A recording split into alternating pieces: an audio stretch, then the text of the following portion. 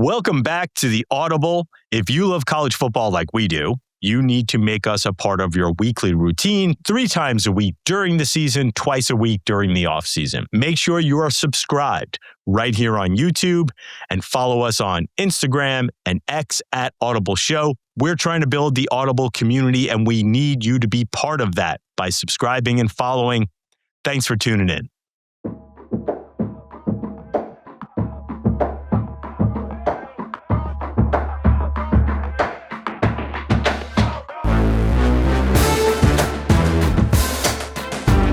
Hello and welcome to the Audible, presented by Trader Joe's. Don't forget to like and subscribe wherever you get your podcast. And we're now on social media. Give us a follow at The Audible Show on Instagram and X. And of course, you can watch us on YouTube because why wouldn't you want to watch our smiling, handsome faces?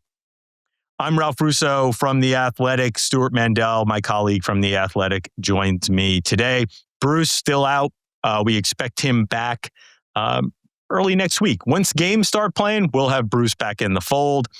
And by the way, Stu, games. We have games. Yeah. We have football in a few days. We're going to preview week 0 in the second part of the show.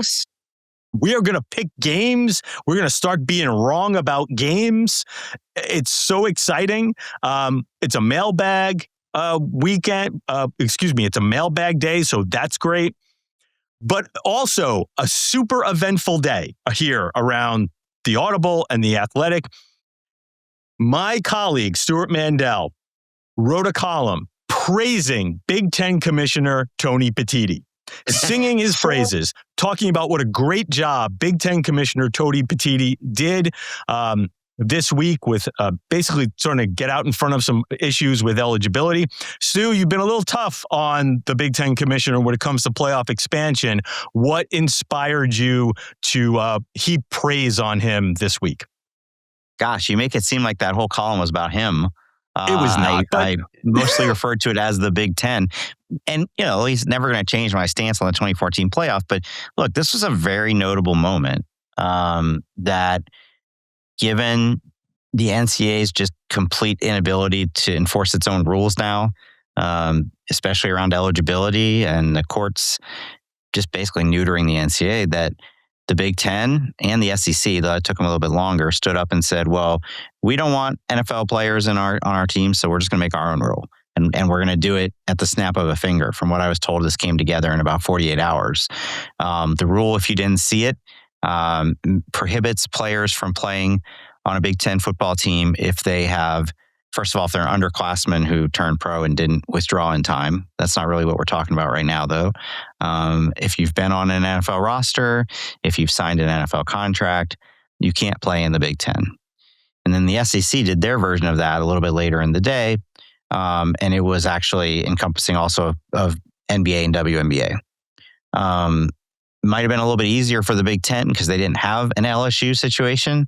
But I mean, you talked about not just the football players, but Will Wade at LSU basketball has gone all in on these NBA guys, and the SEC, their counterparts stood up and said, no, you're not going to do that anymore. So, Ralph, I've expressed skepticism on here, as I think you have too, when the SEC, when Greg Sankey gets in front of a microphone and starts saying, well, if the NCAA can't enforce things, then we're just going to self-govern ourselves. We're going to have our own set of rules. And it's like, yeah, well, your schools don't follow the rules, so good luck with that. But this was a little peek into what that could look like. And I'm not saying now they can do this for everything, but if it's a hot button issue like this, that is, pretty basic rule, right? You don't have to overthink it. Like, we don't want guys coming back from the NFL to college football. Then you can do this. And look, this will be tested at some point, Ralph, but the theory is the Big Ten, maybe they could turn around and sue the Big Ten, but it's more legally defensible if it's just one conference rather than the NCAA, which basically holds a monopoly over all of college sports. The Big Ten could say justifiably, hey, they're not permitted to play here, but they've got a lot of other options they could play at. So this is not some, illegal restraint. Right. Not just the Big Ten and SEC that you could play at, and we expect this maybe from the other Power Four conferences and some of the other FBS conferences. We expect that maybe we'll see something similar. But hey, you can go play in the FCS. You can go play Division II. There's all kinds of college football that you can go play, but you can't play here. And of course, they're not going to those options because it can't get paid at those options. That's why they're considering coming back. And you're right, it was a little trickier for the SEC because they were facing LSU and Lane Kiffin looking at and recruiting these players. I don't want to hear they're going to get sued because that's just the default position in college sports these days. No one in college sports should be thinking we shouldn't do this because we're going to get sued, because the answer to that will always be yes. You are going to get sued. So there's no reason to hold back. Just do what you think is best. Plow forward. I don't think Daquan Wright is necessarily like a big deal. And I can understand why a fan or a lawyer might say, well, why Daquan Wright can't play, but this other former JMU linebacker who went through a mini camp but didn't sign anywhere, he can go and play for UCLA. And if you want to say that those are distinctions without differences, whatever, that's fine. The reason why it was important to stop Daquan Wright from playing for LSU is there are some bright lines here. And the idea of a guy playing in the NFL, being on an NFL roster, even though I don't even know if he barely played in a preseason game, and returning to college football, even though it was only in the preseason, once you chip away at that, and that's been the problem with all these eligibility things, you keep chipping away, you could easily, you can then make the case, well, if this guy who was in the NFL could come back, why not somebody who played in regular season games? Why not somebody who's played 3 years in the NFL and is still only 24 or 25 years old? And if you say, well, that's ridiculous. Well, no, it's also ridiculous. Somebody got cut by the Browns and was about to be signed by LSU. 3 years ago, that would have sounded absurd, but we were on the precipice of that happening. So again, you have to think big picture here when you're sort of thinking about these rules and where the puck could go as opposed to where the puck is, Stu. And you had mentioned R.J. Lewis, the St. John's basketball player who's had already announced. I don't know if he'd announced or it had come out. He was committed. To LSU. Right. And I looked him up and he played in 3 NBA preseason games this past season. It's just ridiculous. It's a farce, right? Any reasonable person would say that should not be happening in college sports. So kudos to the SEC for clamping down on that. The plaintiff's lawyers in that Louisiana case are out there saying that violates the court order. The wording of the court order that we talked about the other day, right, is vague enough that somebody could argue, doesn't mean they'll win that argument, but they could argue it's not just a ban on the NCAA, it's a ban on conferences that also, follow NCAA rules. I think most experts think that's a stretch. They're also just running out of time. Are these guys going to mount a serious fight in the next 8 days to get on LSU's roster? Doubtful or seems unlikely, but we'll see. Yeah, I'll just add to that too. The SEC's vote was unanimous, 16-0, which assumes that LSU Put and that LSU. In air quotes, Ralph. I did air quotes around that. The vote to add Oklahoma and Texas by the time it was announced was unanimous. I quoted the late, great Mike Slive on Twitter, and I'm almost positive he said this verbatim, and if not, it was always attached to him when I would talk to people in the SEC. When we leave this room, the vote is unanimous, right? all votes are unanimous once we leave this room. And the reason why I do think that's important is because I just don't think LSU is going to the mats for this. I don't think LSU wants to get into a fight with the SEC, with its conference, for these players. I think, frankly, Lane was trying to prove a point. I think it's not a coincidence that these two players were from Ole Miss. The Cold War between LSU and Ole Miss is, I think, pretty interesting. So I think there might be some of that going on here. And And again, just as you said, be careful when you're on them Twitter spaces out there in social media land. You have a lot of people screaming and yelling about like, this is a violation of a court order. This does this. This will never stand up in court. And then when you talk to lawyers who have no skin in either, and that's fine. If the lawyers for the plaintiff should be making their arguments and advocating for their clients, and the lawyers for the defendant should be doing that.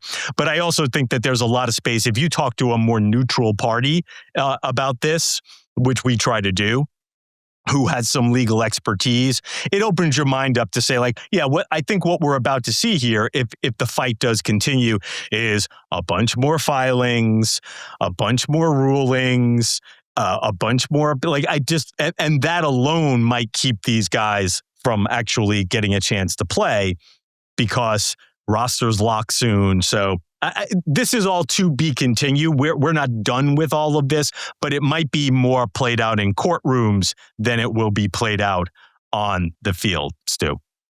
This conversation just makes me want to talk about actual football. Okay. Can we turn our attention to actual football? We've had so much excellent preseason content on The Athletic. In fact, this isn't the article we're going to talk about, but this was a colossal effort by the whole team, including our editors. There is a little preview of all 138 teams, all 138 FBS teams. If you want to familiarize yourself, not just with Alabama and Georgia, but Kent State, that was one of the ones I had. I had Central Michigan. I had MAC team. I had Central. I get Central and Western confused, but not anymore. I won't anymore. I had Central Michigan. Kent State has a candidate for best name in college football this year. He's a stud kick returner. Yep. The Realist Clark. Yeah, he's really good. He's the realist. But the one I wanted to talk about is Sam Kahn ranked the top 100 players in college football for this season.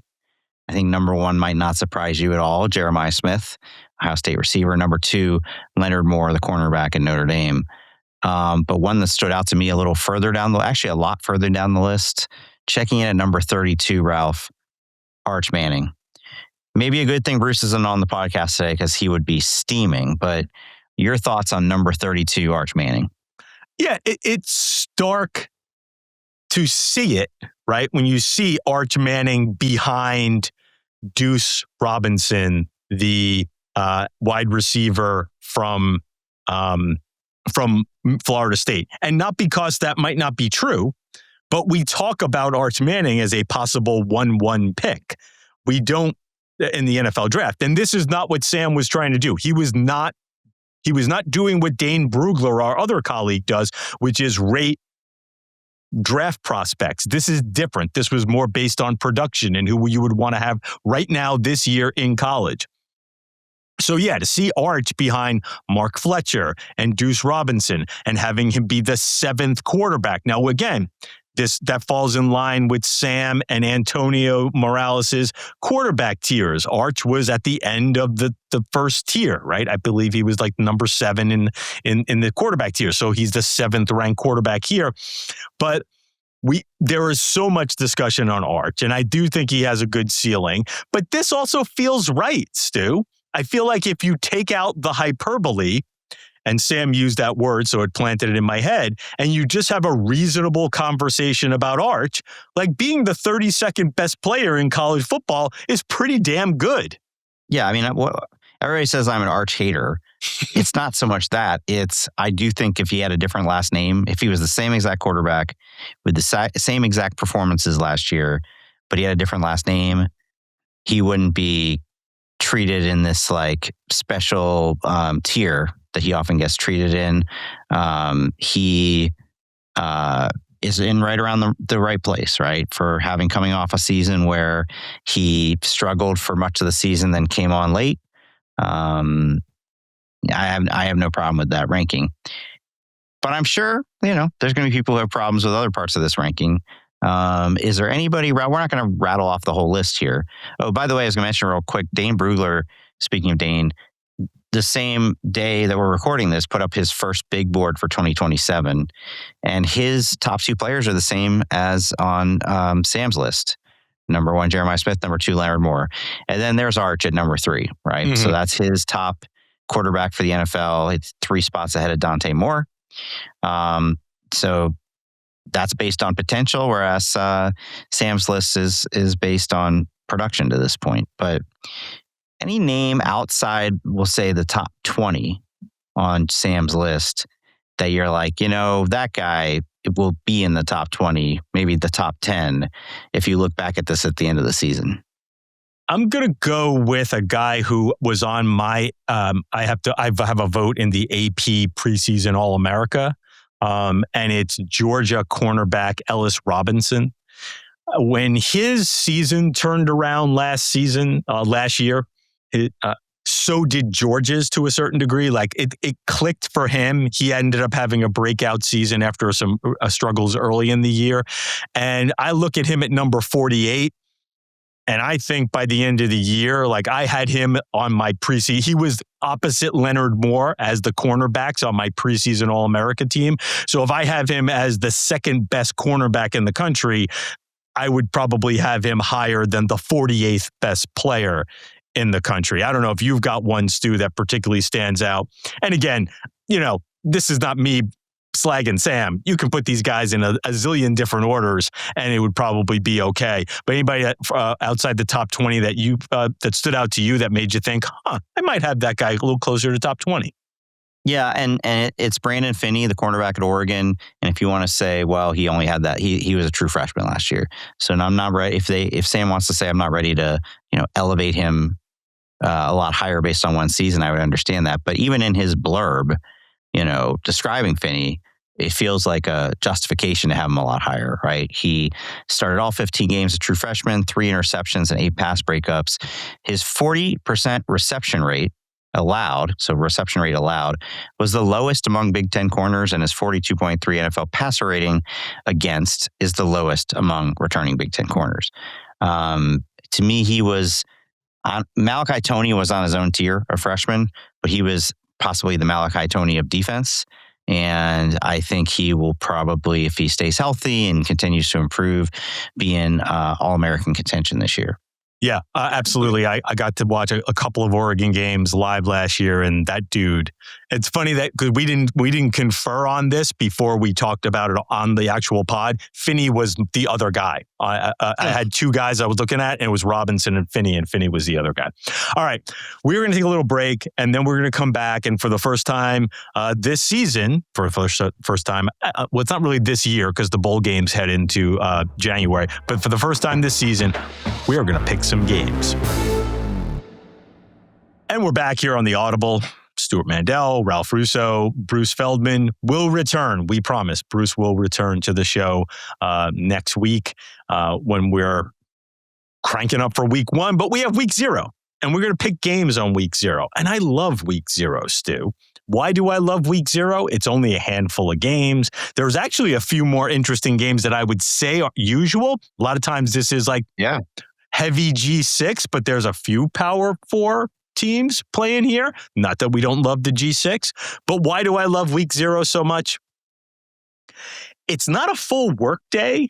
Like we're kind of like, if there's college football games being played, we're sort of on call to a certain degree, right? If something crazy happens, we might get pulled into something.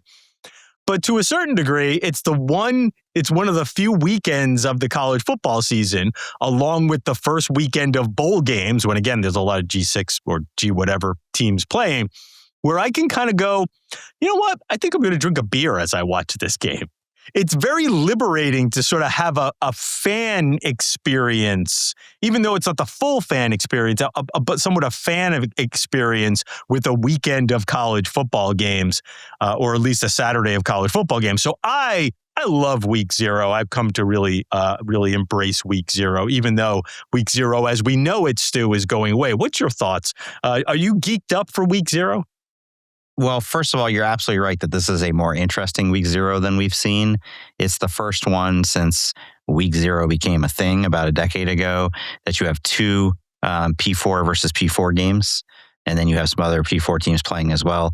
For me, week 0 is a good kind of soft transition from the summer to the fall, right? Because those 14 fall Saturdays are my favorite Saturdays of the year, don't get me wrong.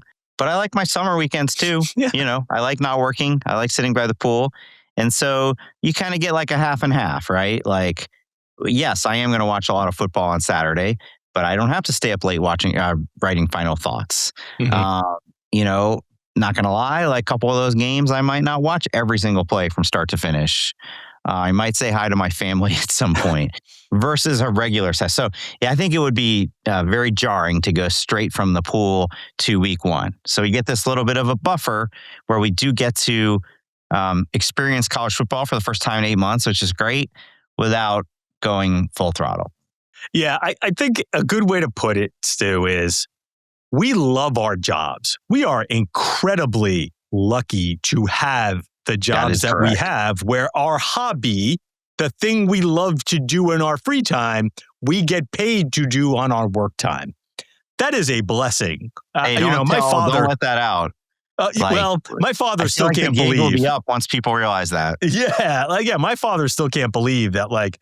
All those years of me reading the paper from the Just the Sports section, and now that's what I do for a living. How lucky am I? So but it is work. I will also say, it is work, and work is something that can be stressful and take a long day. So there is that strange balance of I love my job, but I also am working, and so I'm not experiencing college football the same way a fan does because I have some things to do.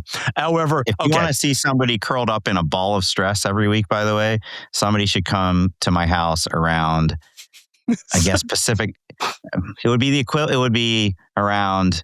It's the end of the Saturday, the East Coast primetime game, right around the end of the East Coast primetime game when it's oh crap, I have a 3,000 word column due in a few hours. No matter how many times I've done it, I still and then of course I when I'm stressed like that, I eat really unhealthy and drink too much Coke. Anyway, so I'm not looking for sympathy. It's just what it is. Yeah. And no, it's one of the great things I've learned about you getting to work with you. You've always been a friend, but over the last 2 years of working with you is just sort of we all get like this. I get like this through this tunnel vision. The weekends when I'm not on the road and I'm home covering games, doing my job from home as opposed to covering a game. My wife and my daughter, if she happens to be around, they are somewhat concerned about how tunnel vision I get. I'm just staring at a screen with 4 screens on it, and I got my computer and games here, and they'll be talking around me, and I'm not even listening. And they're like, "Dad, is it okay? Can we get you food?" And I'm like, "What? Don't worry about it. I got this thing to do. All that said, frankly, you sound worse than me.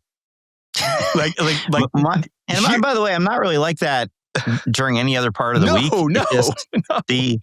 No, my family knows if you want to get me early. If you want to engage with me, do so earlier in the day, right? When I'm a little more nothing is urgent yet. Yeah. But man, by 6, 7 o'clock, please don't try to engage with me. Yeah. You're definitely a person who gets incredibly locked in, and God forbid something also goes wrong. I think that's it becomes a bit of a strain on pivoting here and there. However, I can totally relate.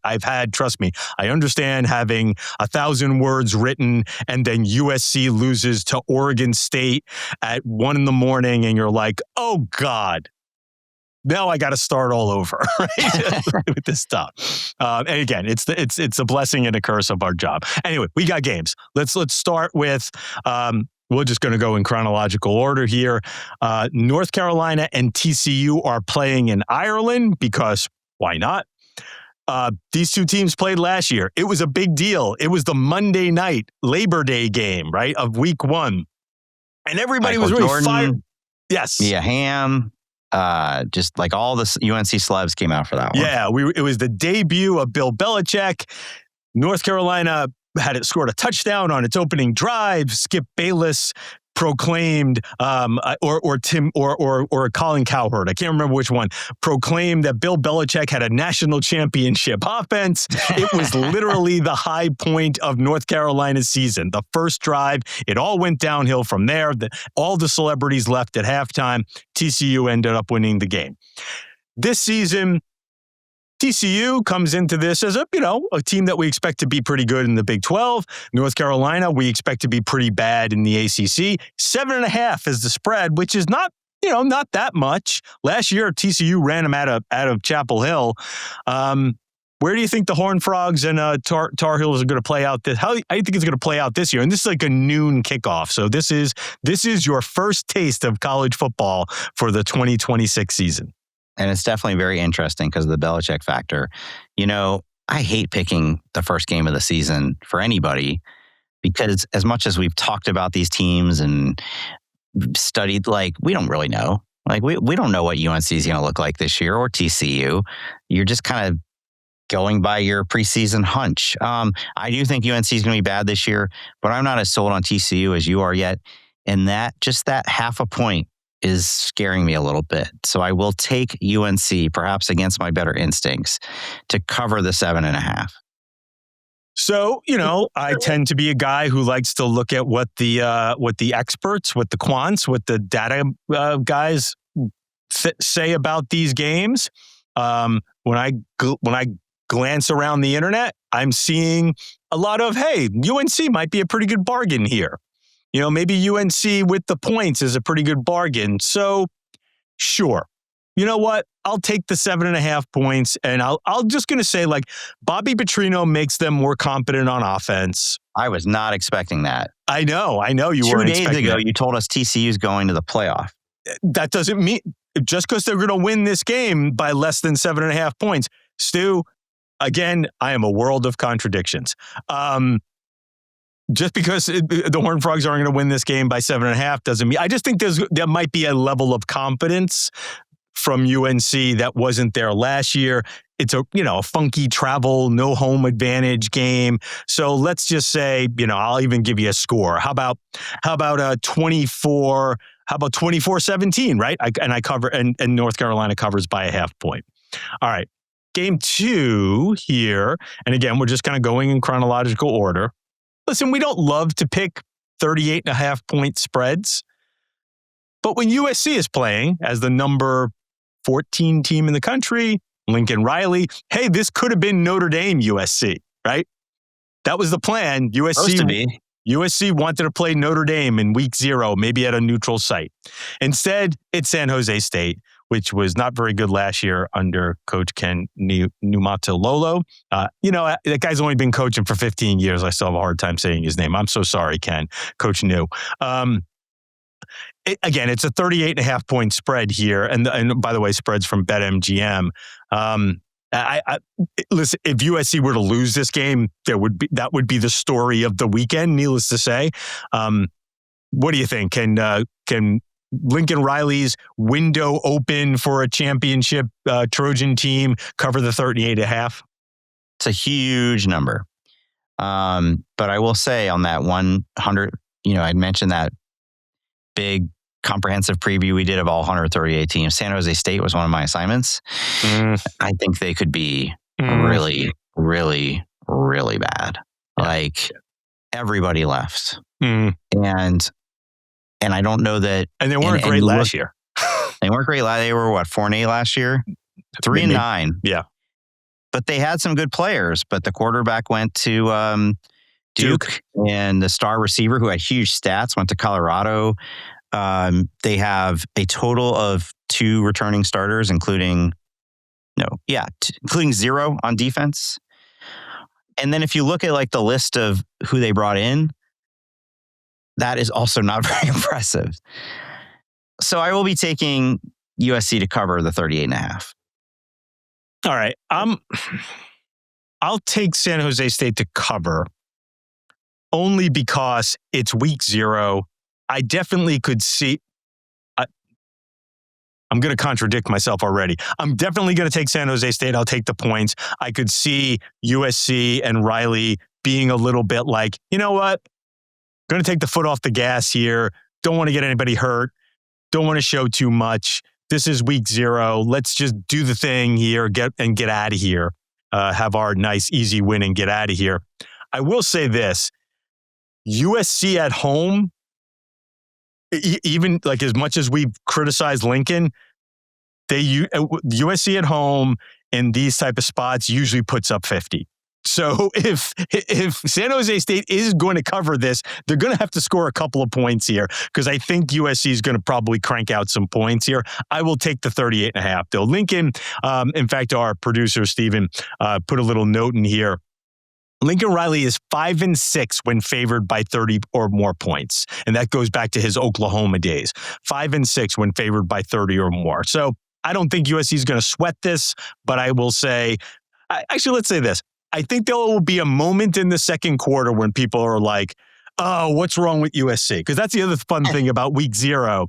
Week zero, the overreactions on week zero are just phenomenal. So I could see a point in the second quarter where like USC has punted 2 straight drives and they're like, oh man, USC's overrated again. What kind of crowd do you think they're going to have at the Coliseum there on August 29th for San Jose State? Are the Dodgers at home? Are the Rams playing a preseason game? I just went on StubHub. You can get a ticket in the lower level around the 20-yard line for $26. Oh. You can get upper level for $16. And if you can get that 3 days before the game, you will probably get it for half that if you wait till 2 hours before kickoff. Right. Hey, I'm sure the weather will be nice. Last minute, go get some sunshine, go watch a little football. I think it's a great idea. I think a great way to spend an afternoon. This is how badly Lincoln Riley didn't want to play Notre Dame in the middle of the season. They're sacrificing how much in ticket revenue between what they would have gotten for the Notre Dame game, what they'll get for this. Anyway, that's a tangent. Okay, yeah, and just to tie that point, at least the Dodgers are on the road this weekend, so that might help a little bit. The Dodgers are not on the road this weekend. The beach. the beach never goes is still there. The beach never goes on the road.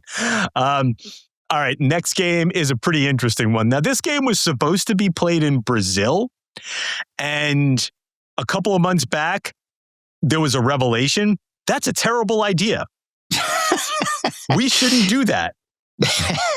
So what was the issue exactly? It's just nobody was going to go? I'll sum it up. And I don't know all the details here. To sum it up, the organizers on the ground in Brazil, I think realized there was a revelation that we can't pull this off. Logistically, we don't know how to do this in a way that will make this seem like a big deal and like a well-run game that these schools are going to want to participate in.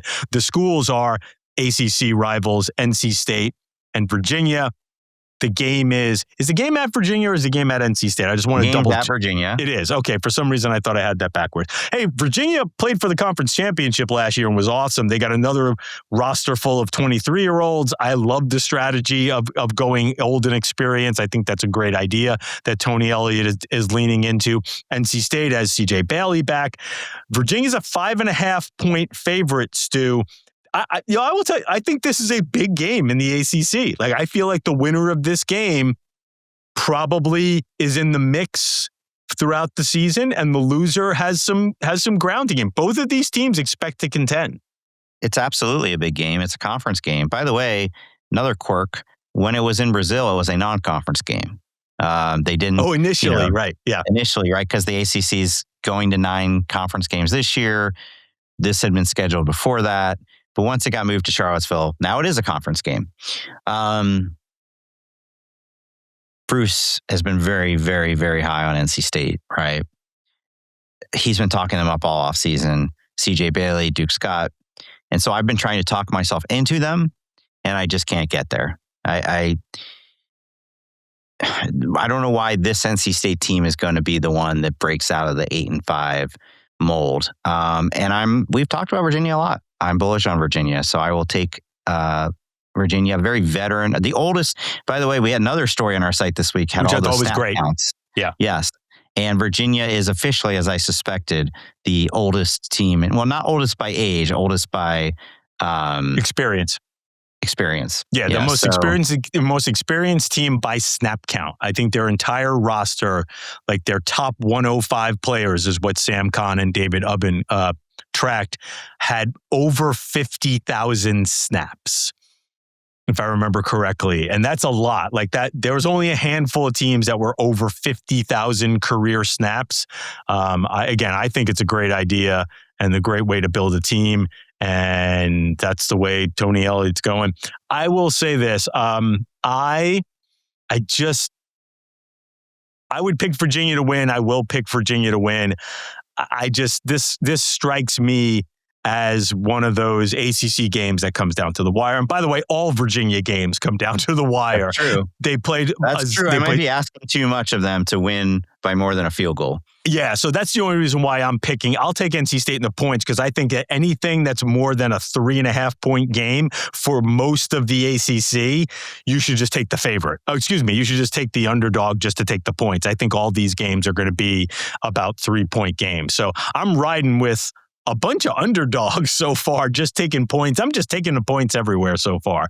We'll see how that works. Last game is G5 on G5, but very interesting G6 on G6. Very interesting G6 on G6 action here. Memphis at UNLV. UNLV, Dan Mullen's team was really good last year. New quarterbacks. You need a program to identify the players because it's G6. But these are two teams that both expect to play at the top of their conferences. Memphis, new coach is Charles Huff. UNLV, Dan Mullen in the Mountain West, Memphis in the American. So it's just an interesting game in terms of, I think both of these teams think that they will contend for their conference, which means that they think that they can contend for a playoff spot. And these two conferences, I think, will be looking at each other, trying to size each other up to say, like, who gets the advantage as well. So some long-term ramifications, possibly postseason ramifications here. Yeah, this one's pretty simple to me. I'm high on UNLV. And Memphis, unfortunately, is one of these, increasingly common G6 situations where the coach leaves and everybody else leaves too. They're a good program. They won't stay down for long, but it might be a 1-year rebuilding situation. So I will take UNLV. Yeah, I'll take UNLV at home here because it's somewhat of what you said. Now, interesting quarterback derby at UNLV. Two names that, we love to name some guys here. And in college football, you can name some guys who are still active. Alex Orji, remember him? Former Michigan quarterback, now at UNLV. Jackson Arnold, former Oklahoma and Auburn. Yes, he made a stop at Auburn last year, now at UNLV. I think the assumption was that Arnold was going to win that quarterback competition, but we have Dan Mullen out here saying he's going to play them both. That feels not great if I'm Jackson Arnold. I don't know, like the vibes on that, Stu. The situation, as I read it, because again, UNLV, another team I had for that 138 preview, is that Jackson Arnold's the main quarterback. Okay. Alex Orji might be more situational, which is how Harbaugh and Sharon Moore used him a little bit.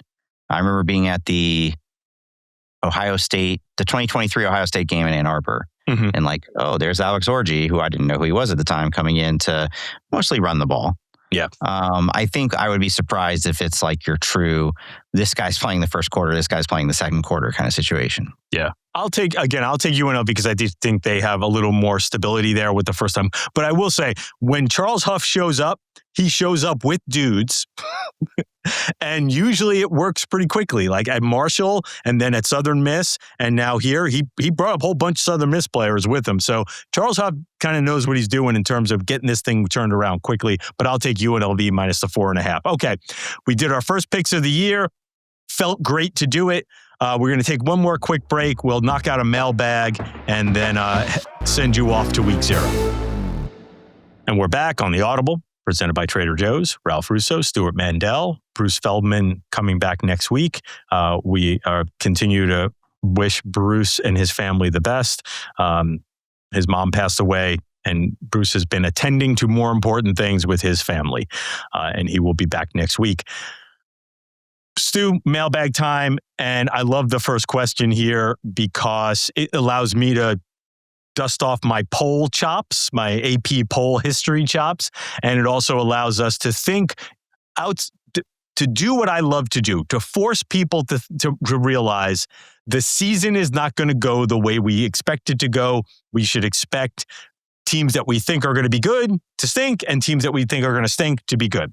And the question that comes from Ryan in Arizona, Simple, easy question this week. As you know, every year there is at least one top 10 team in the AP poll, preseason poll, who ends the year unranked. That is true. The last time that didn't happen was 2019. The time before that was 2006. So every year there's at least one top 10 team that finishes the season unranked. Last year there were two, Penn State and Clemson, and they were both top 5 teams. So, Stu, you have the AP top 10, top 25 in front of you. Tell us which team is going to really disappoint their fans. It's so hard before the season. Like, everybody's like, yeah, I get that in the mailbag all the time. Like, who's somebody that's going to totally flop? And like, well, if I was confident they were going to flop, I wouldn't rank them so high. But if I have to pick somebody, I would pick Ole Miss. I think maybe people are missing the bigger picture there. You know, they do have arguably the best quarterback in the country in Trinidad Chambliss, and they have Kejuan Lacey, who's also an All-America caliber running back. And, you know, limited sample size. We saw Pete Golding do really well in the playoff. Love him or hate him, Lane Kiffin, really good coach, led Ole Miss on a historic run. I just find it hard to believe you could lose him and not miss a beat. It's now, you know, it was still Lane Kiffin's staff during the playoff. It is now Pete Golding's staff. That includes losing Charlie Weiss Jr., who was the play caller and really, you know, given a lot of credit for both Jackson Dart and Trinidad Chambliss. By the way, a lot of their best players from last year, especially on defense, are on LSU now. The back 7, if you will, of that defense could be entirely new. So could they, you know, slip to 7-5 and finish unranked? Sure. Okay, so what will work out for me in asking and doing this question, you're going to take Ole Miss, is my personal top 10 differed from the AP top 10 insofar as I keep saying we have these 7 teams that I feel like are pretty locked in this year, and that's the top 7 in the AP poll. I will look at the order and give them in order because I feel like I keep giving my own order and I get confused. But the top 7 is Ohio State, Oregon, Georgia, Notre Dame, Texas, Indiana, Miami. I feel like all of those are safe.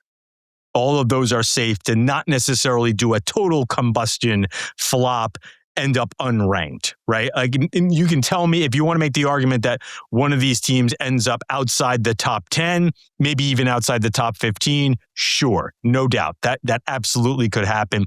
I'm pretty confident all those teams will end up at least ranked. 8, 9, and 10, Texas A&M, Ole Miss, and Oklahoma. Well, here's the thing. I didn't have any of those teams at 8, 9, or 10. In fact, I had Texas A&M, I believe, at 18. I think Mike Elko is doing a great job. They are recruiting like bananas. They are doing great next year and the year after. So I think Elko and the A&M got it going on. I just keep going back to this idea that like a lot of things broke their way last year. They keep having to rebuild these lines, or they have to have a lot of turnover on these lines of scrimmage. So I'll take A&M as the one that maybe ends up going 8-5, loses a bowl game, and ends up just on the outside. But the other good thing here, Stu, and I want to get your thought on this, no good, quote unquote, good thing, right? This, I feel like we're going to have an SEC schedule situation too, right? I think A&M, Ole Miss, and Oklahoma are all pretty good. I believe in my heart of hearts this year, we're going to see a team in the SEC that is pretty darn good that goes 6-6. I mean, I think if you're making the case for A&M to fall backward, well, there's 2. One, they lost a lot of guys in the NFL draft. We talked about that, how if you're an A&M fan, you're thinking, well, the counter to that is we brought in all these former SEC offensive linemen. I get that. But also, you know, they went 11-1 last year. And as we talked about a million times, they had the most favorable, it just worked out that they had the most favorable SEC schedule possibly in the history of the SEC, where they played one of the teams that finished in the top 25 and lost to them, right? And piled up most of the wins against the bottom 6 teams in the conference. So it kind of stands to reason, right? Schedule gets a lot harder this year. The record will go down. Yeah. Again, I don't know if I'm super passionate about the collapse of the Aggies, but I just look at those 3 teams and think the way the SEC is going to cannibalize each other this year sets up pretty well for at least one of those SEC teams to stumble out of the rankings altogether. All right, so let's go to the next question. It's from Duncan. Hey guys, finally, time to play some actual ball. This season, what is something I can watch for on the field that might enhance my enjoyment and improve my understanding of the sport? Besides watching where the ball goes, what do you guys focus on during the game to get a feel for what is going on? All right, this would have been great. I almost wanted to save this for Bruce because I know he often watches the game a little more like a coach because he's around it so much, around so many coaches. And I will say, you got to watch where the ball is going. And on TV, it's designed to watch where the ball is going. However, at least a few times a game, I do like to watch the lines. Like I do like to make a point, not just to not that I'm charting or anything like that, but I like to make a point of saying, how is this pass rusher doing? How are they holding up against this? How is this offensive line or this part of the offensive line holding up? I think I tried to. Now, again, when you have 4 different games going on, sometimes that's not the easiest thing. But I would recommend to anybody who's trying to enhance their enjoyment of watching college football, watching football in general, if you can, make a note to yourself. For at least a few plays, I am going to try to watch some line play and see what's going on. Maybe focus on a lineman. If the game, if you read the pregame notes and they have a particular stud at a particular position, try to watch that guy either on offense or defense. Take your eyes away from the ball, watch the box, and see what's going on there. Because I think sometimes you can get a little insight on what teams are trying to do a game plan against each other, but also it's just a fun way to watch the game for at least a few plays, if not the entire game. I've always been, when you said Bruce, watch it, I've always been in total awe of how coaches can see everything that happens in a play in real time, right? Nick Saban would go into a post-game press conference. You'd ask him about a specific 3rd down play, and he could say, without having watched tape, well, we were running cover 3 and their receiver slashed over here. We missed a block over here. And so he got to the outside. How did you see all that? Right? I can't do that. Also, I generally think from a just pure viewing experience, TV is so much better than watching it in the stadium at this point because you can see every angle. Except for one thing, which is I do think it's easier to see what the defense is doing from up above, right? Because you can see all 11 guys. You can see what the DBs are doing. You can see, oftentimes, I will see a play develop. Like you'll be like, oh, that guy's open. You can't see that on TV because you are watching the ball. I think that, just one thing I would note is nowadays, with the way offenses are going, there's a whole chess match that goes on before the ball is snapped. Oh, yeah, that's a good point. Watching the different motions they do, this guy shifts in and out of the backfield, and then watching how the defense responds to that. Watch a Texas game, you'll see Sark doing a whole lot of that.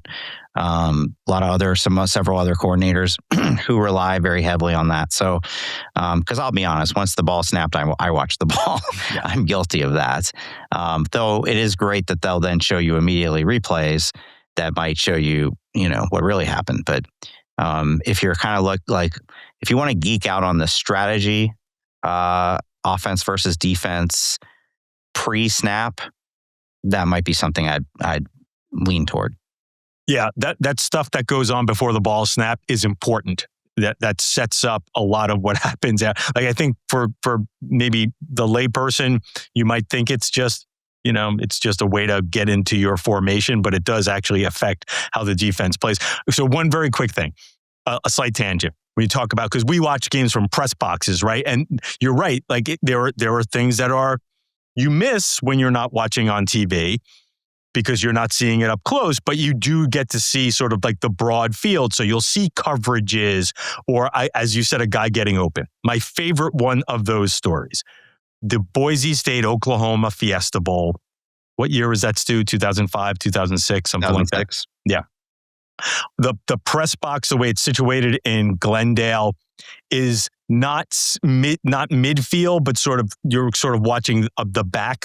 You're off to the end zone a little bit, which isn't always the best way, but sometimes can be pretty cool, and especially in this one time when they ran the hook and lateral that tied the game, Boise, late in the game. My press box seat was perfect behind that play, so much so that you could see it before he flipped the ball. It was like, oh my, like as soon as it was coming, you're like, oh my God, this is going to work. Like, because you could just see guy coming across the field and an enormous lane of green in front of it. It was one of the best experiences in terms of like the press box and seeing from above the game. It was I was perfectly situated to watch that play break. And like just the rush that came before it even happened, that like, oh my God, this, you almost felt like you were watching the game a little bit like ahead of speed, like, because you were seeing something that most everybody couldn't, the people on TV and people in certain parts of the stands, like you knew that was going to be a touchdown from that angle before almost anybody else did. It was very, very cool. Yeah, and I guess that makes me realize that one advantage you do have in the press box is like they can only squeeze a certain amount into the TV shot. And so when there's one of those plays, and I'm thinking of I was at the Texas-Ohio State semifinal, the Jack Sawyer long run down the sideline. Oh, yeah. Like I definitely knew before the people on TV that he was gone. Like you could see there's a clear line all the way to the end zone and nobody's going to catch him. Nobody's close, right? Yeah. On TV, you're seeing it in like 10-yard increments. All right, our last question is from Mailbag regular Ed McAvoy. Okay, guys, the conference preview shows are in the books and the season is finally upon us. How about each of you give an on-the-field micro and macro thing you are interested in this season? NIL, court cases, and realignment, et cetera, are off limits. Yeah, no playoff expansion, things along those lines. So for me, the macro is something I've been mentioning a lot. I do think it's the theme of the season, and it is, though it will influence how the playoff plays out, it is these 9-game SEC schedules. I think the trickle down, the new reality, how fans deal with it. There's a macro to this macro, right? We keep talking about how over the last year, this year, the 12-team playoff, all these things, realignment, are setting new expectations and new standards for what success is in college football. And I think that the next thing that is being implemented, 9-game conference schedules in the SEC, especially also the ACC, is another way of resetting the standards for what success is and how teams, coaches, playoff committee, and fans deal with the new standards of success is something that I am incredibly interested in throughout this season on a macro level. On a micro level, maybe this isn't micro enough, but it's coaches getting over the can't win the big one thing, right? I don't think this is fair. I think it's a weird thing that we do to Steve Sarkisian, who's 35-8 over the last 3 seasons and somehow like isn't reliable. Can he win the big one? Dan Lanning is the other one, because I think both of those teams are kind of looking to break through, though Texas has won national championships before. For Oregon, it'd be his first. I am interested to see, I don't think we quite labeled Dan Lanning can't win the big one, but I am interested to see what happens if he doesn't win the big one this year.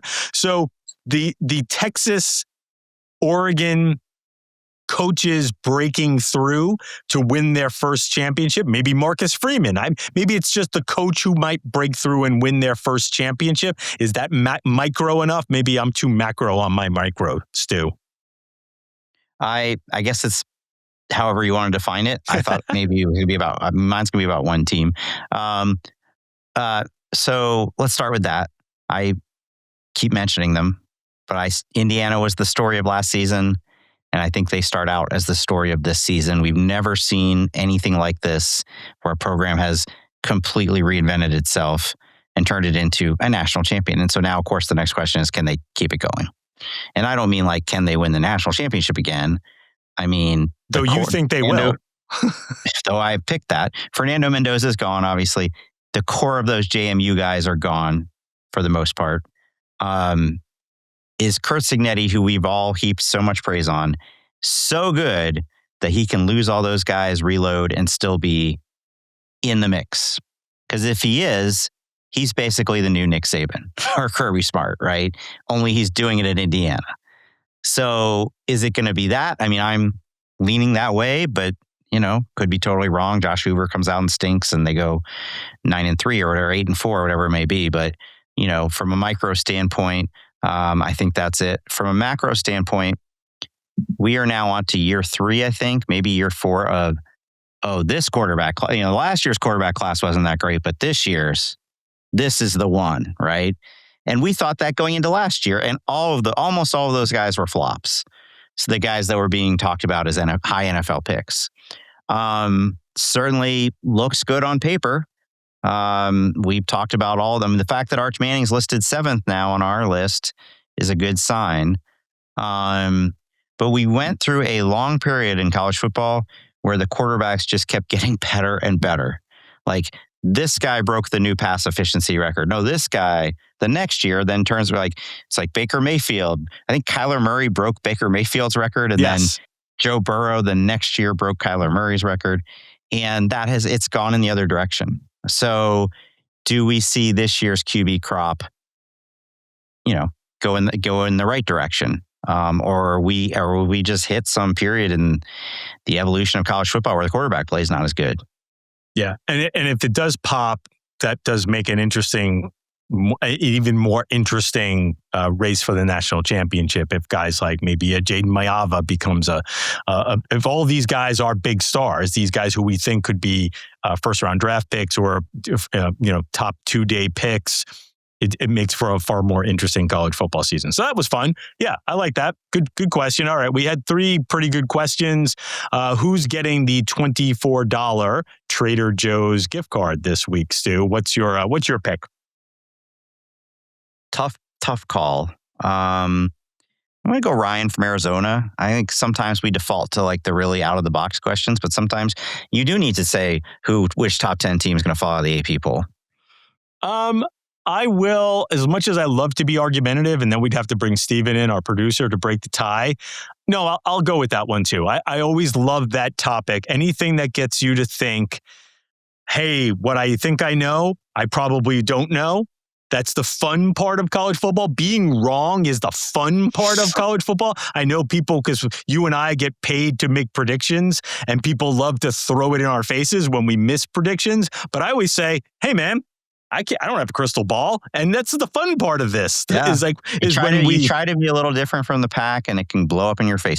If Texas Tech goes 11-1 or 12-0 this year, you're going to hear never going to hear the end of it. From that movie. But it is, again, it's fun to be different. It's fun to take serious shots, but it's fun to be wrong, because the wrong is what makes it exciting. Right? When things go haywire in the college football season and new teams emerge and new players emerge, that's the fun part. So Ryan from Arizona, email to theaudiblepod@gmail.com, right? Theaudiblepod@gmail.com. Your mailing address. Your mailing address, exactly. Sometimes I'm still struggling with the email address, but email your mailing address to theaudiblepod@gmail.com, and you will. By the way, Ralph, he gets the $24 Trader Joe's gift card. If you happen to live near a major college football team, go into your local Trader Joe's here over the next month, and you might see a big sign for the Audible. letting people know they have a chance to win these gift cards. So, which means the competition might be about to get fierce when we get a new influx of listeners coming in primarily to win that gift card. Yeah, our smiling faces part of the logo is not on the chalkboards at those Trader Joe's Probably all a good over the idea country. by them, Yeah, yeah. probably best, but hopefully, hey, but here's the thing, if you're walking in and you see our logo, tell somebody who wonders, "Hey, what is that logo?" "Oh, you got to listen to this great college football podcast," right? Pull out your phone, show it to them right on your phone. Exactly. Thanks for joining us for this edition of the Audible presented by Trader Joe's, our favorite. If you enjoyed this idea, Ralph. Sure. I just had an idea. Okay. I'm personally going to throw in an extra Trader Joe's gift card, even if I have to pay for it myself, for the first person to send us a picture of themselves standing next to one of those signs. Okay. You can email us. You also, hey, you know our social handles. We have social handles. I'm about to send them out now. If you can send it to us via social media. If you enjoyed this episode, please be sure to subscribe wherever. I like this idea from Steven. Tweet it at us. Tweet the picture to @Audible Show. There you go. Tweet the picture to @Audible Show, and we will find another $24 Trader Joe's gift card. They're the best partner, so I'm sure they will be happy. They will be happy to provide another gift card. And listen, again, happy week 0, everyone. Happy football season. We're going to be even more stoked next week for week 1. And we're going to be really excited to welcome Bruce back. Thanks for joining the show, and we'll see y'all next week.